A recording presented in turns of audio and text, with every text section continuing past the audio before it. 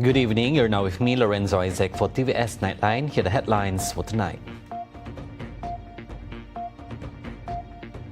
Sarawak vows to defend oil and gas rights for its people's benefit. Malaysia-US tariff talks moving forward, strategic issues under review. In world news, Syria-Israel normalization on the horizon after US sanctions lift.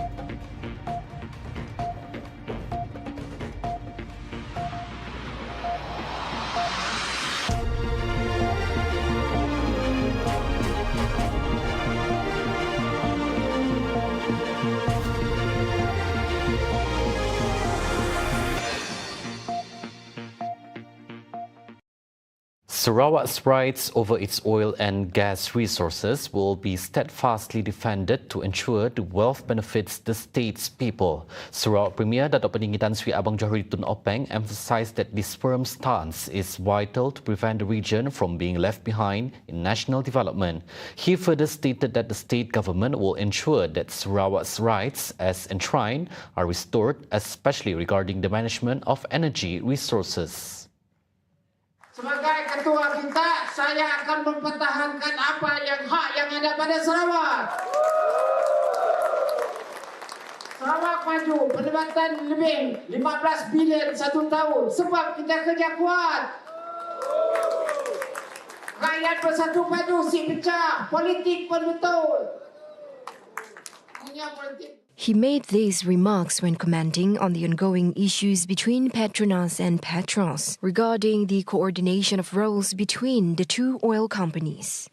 According to Abang Johari, the establishment of Petros is a strategic move to strengthen control over Sarawak's natural resources and ensure that the revenue is channeled back into the development of the people. He also emphasized that today's success is the result of hard work, unity within the state government, and the courage to face complex political challenges.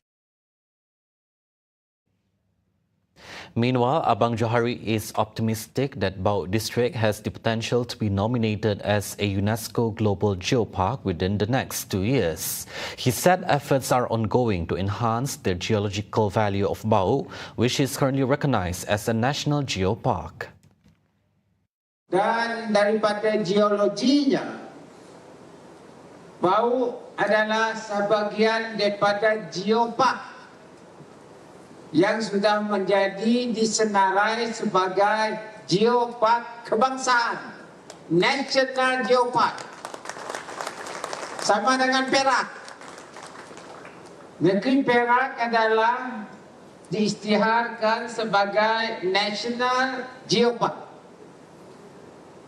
Ada 4 di Malaysia, dan sekarang tu Batu adalah sebahagian daripada Kuching geopark. He said this while officiating the 205th anniversary celebration of Batu District, the Tasik Biru Festival and the Tasik Biru Resort City in Batu on Thursday.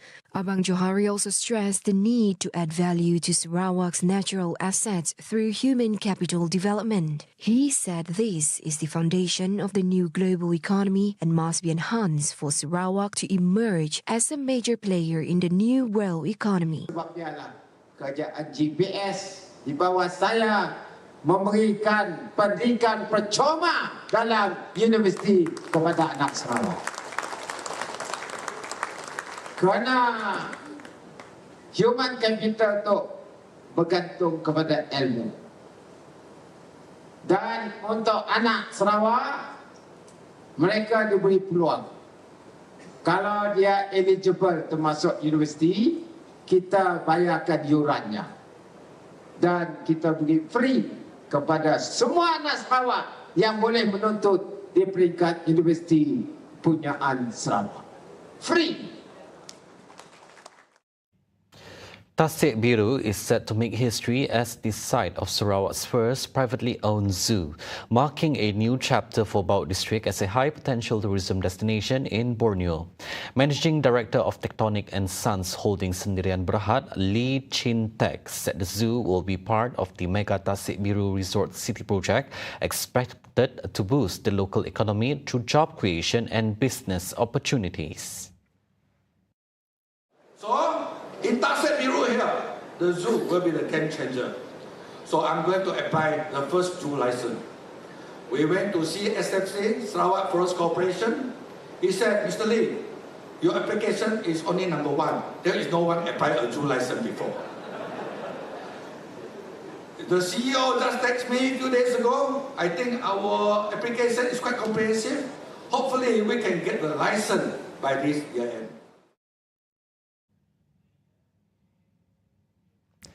Agri-tourism is set to become another key initiative to strengthen the industry in this region.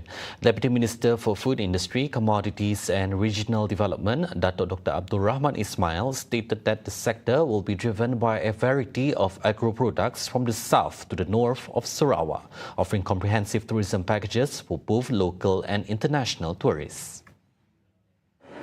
Itu perancangan jangka masa sederhana dan jangka masa panjang. Jadi kita yakinlah bahawa lawas ini akan dikenali sebagai pengeluar keju mozzarella daripada susu kerbau yang terbesar mungkin di Southeast Asia. Dan kawasan Maragang ini akan menjadi antara tumpuan utama pelancong apabila datang ke lawas.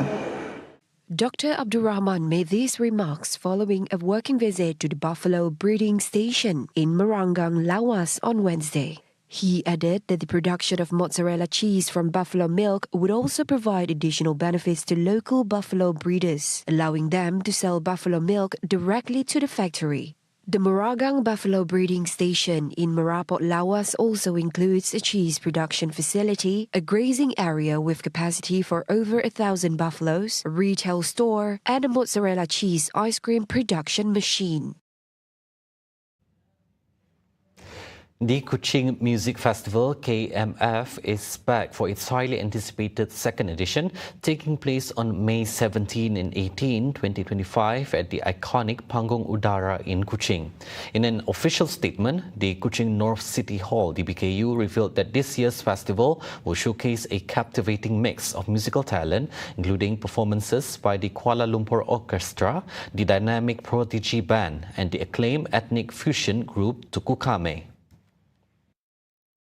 The two-day festival will also showcase popular local artists such as Dato' Jamal Abdillah, Mal Imran, Firdaus Maturang, Claudia Gurez, Valerie Tiam, Chien Eng, and Del Lawrence. Besides the musical performances, among other activities taking place are Glamping Festival 2.0, Food Bazaar, traditional games, traditional art and craft, and traditional local food demonstrations and cooking.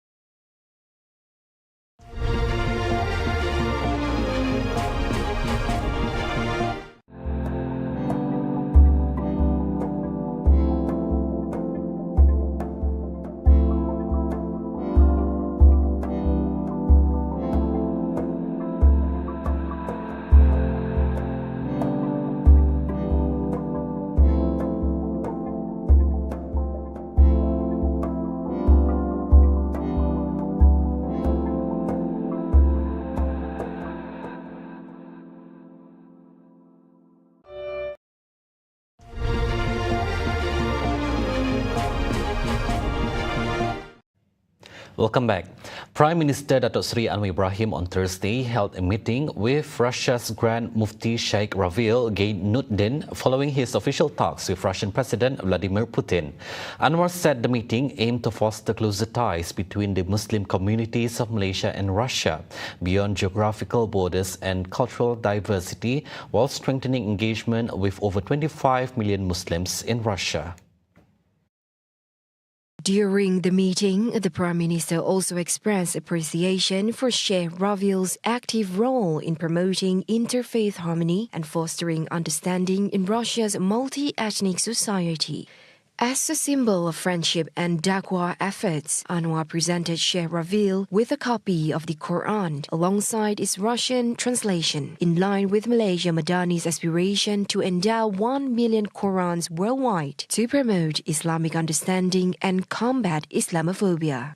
In a meaningful gesture, Sheikh Ravil, who is also chairman of Russia's Federal Muslim Religious Board, presented the Prime Minister with the Mushaf Uthmani Quran from Uzbekistan, a historic symbol of Islamic knowledge and heritage that transcends continents and generations. Anwar is currently on a 4-day official visit to Russia beginning May 13 at Putin's invitation. Discussions between Malaysia and the United States on reciprocal tariffs are proceeding smoothly, although certain matters, particularly those involving strategic sectors, require further review. Investment, Trade and Industry Minister Tengku Datuk Seri Zafrul Abdul Aziz said the issue was raised during his meeting with U.S. Trade Representative Jamieson Greer on the sidelines of the 31st APEC Ministers responsible for Trade MRT meeting in Jeju, South Korea. The Malaysian delegation will continue talks in Washington from May 28 to 30th, led by the ministry's Deputy Secretary General Trade, Mastura Ahmad Mustafa. Tengku Zafrul is also scheduled to visit the US in June for further discussions. Tengku Zafrul said semiconductors were among the key sectors discussed, as they are not only critical to Malaysia but also complement US industry needs. He added that his talks with U.S. representatives also touch on strengthening economic cooperation among APEC member countries. In a separate development, Tengku Zafrul announced that the Malaysia-South Korea Free Trade Agreement FTA talks have entered the final phase, with the aim of concluding the deal during the ASEAN Summit this October in Kuala Lumpur. Negotiations are going well, with both countries' teams currently in Malaysia to resolve remaining issues. Tengku Zafrul said this was the outcome of his recent meeting with South Korea's Minister of Trade, Industry and Energy in Kuching, as both nations resume FTA talks in March 2024.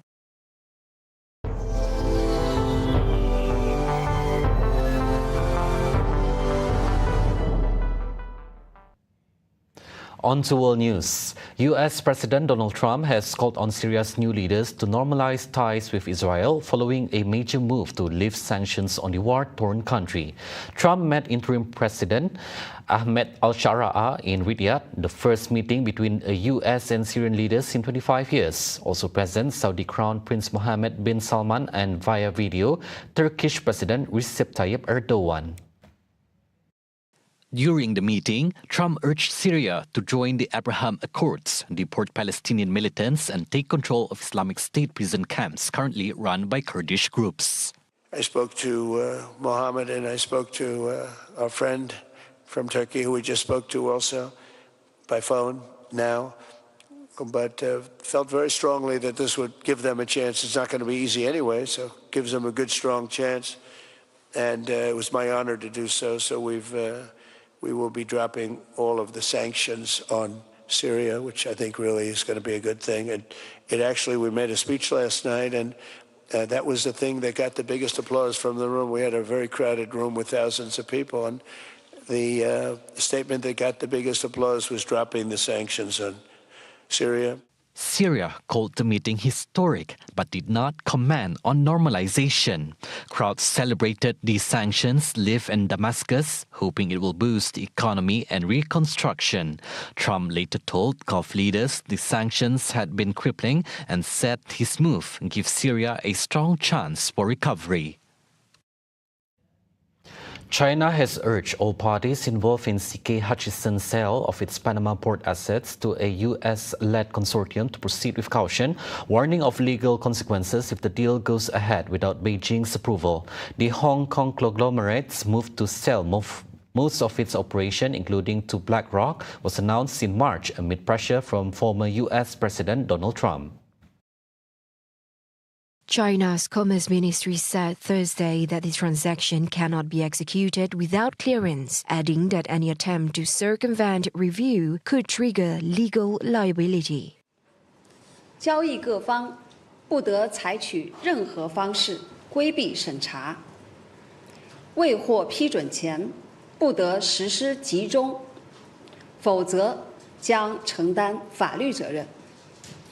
希望有关企业对此保持清醒认识，审慎行事。 In a response, C.K. Hutchinson has stressed the deal will be conducted legally, while analysts warn the outcome could impact Hong Kong's standing as China's global business hub. Those were the updates on TVS Nightline. I'm Lorenzo Isaac. Thank you for watching and have a good night.